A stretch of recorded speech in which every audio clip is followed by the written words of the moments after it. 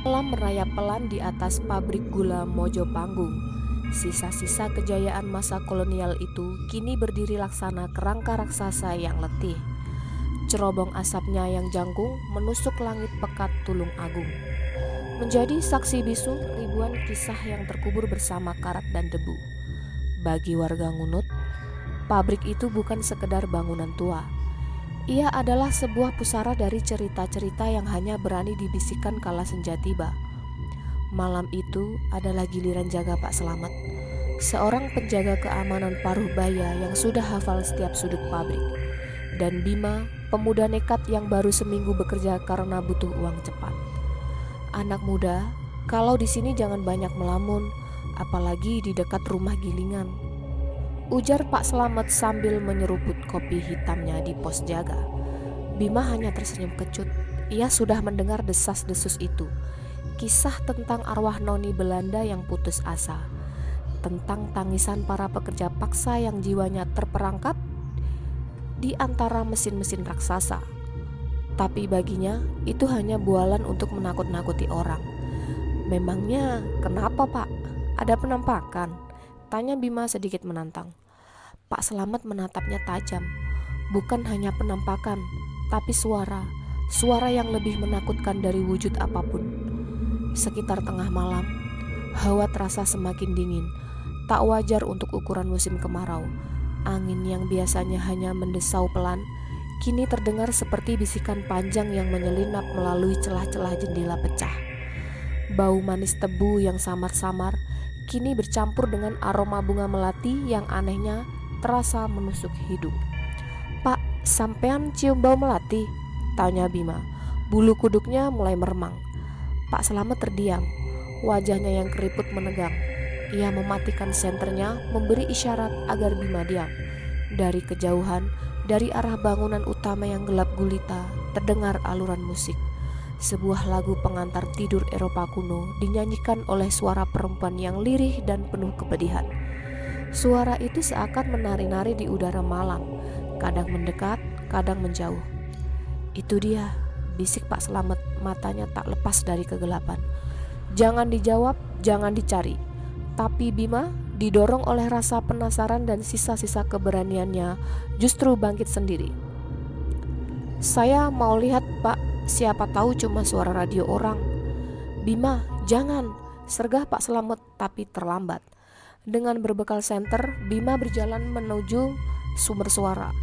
Kakinya melangkah di atas lantai yang berdebu, melewati mesin-mesin bisu yang tampak seperti monster-monster tidur. Suara nyanyian menuntunnya ke satu tempat yang paling dihindari oleh semua penjaga, yaitu rumah gilingan.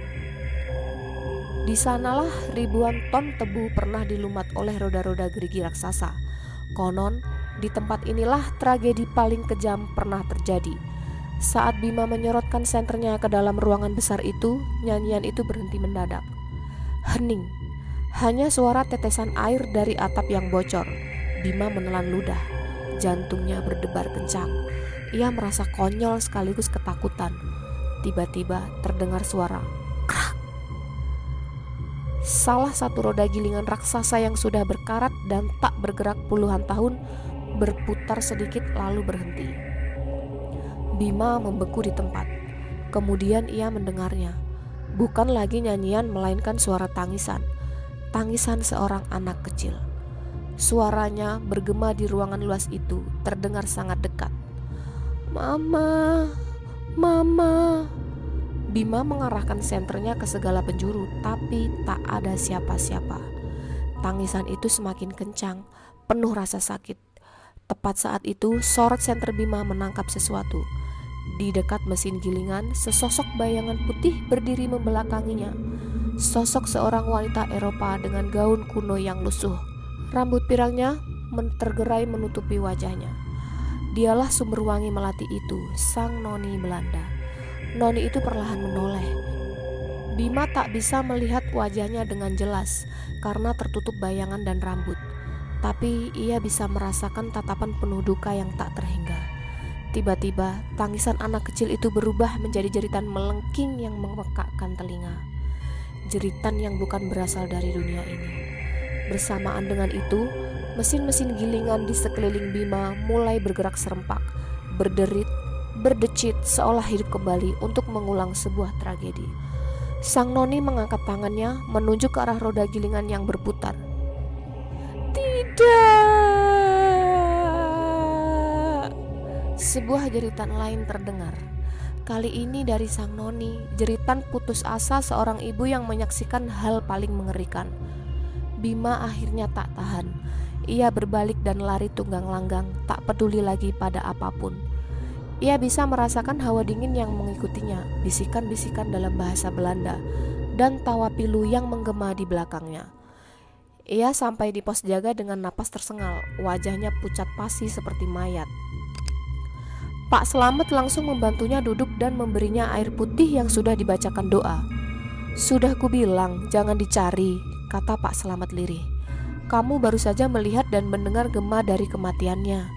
Arwah noni itu akan selamanya mencari anaknya yang hilang di mesin gilingan itu. Dan setiap malam tertentu, jeritan mereka akan kembali terdengar." Bima tak pernah kembali bekerja di pabrik gula Mojo Panggung, tapi sampai hari ini ia tak akan pernah bisa melupakan malam itu. Suara nyanyian lirih, bau melati, dan jeritan mengerikan yang terperangkap selamanya di dalam dinding-dinding tua rumah gilingan. Jeritan yang menjadi detak jantung gaib dari pabrik gula yang telah mati itu.